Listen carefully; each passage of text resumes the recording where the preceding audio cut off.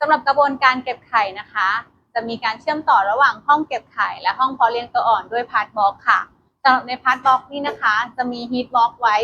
ซึ่งฮีทบล็อกนี้นะคะจะทำอุณหภูมิที่37องศาซึ่งใกล้เคียงกับร่างกายของคนไข้เพื่อป้องกันไม่ให้เกิดการทำลายคุณภาพของไข่ระหว่างกระบวนการเก็บไข่ค่ะ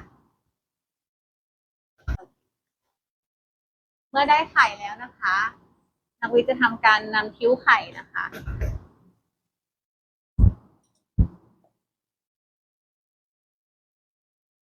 เพื่อทำการหาผ่านกล้องจุลทรรศน์นะคะ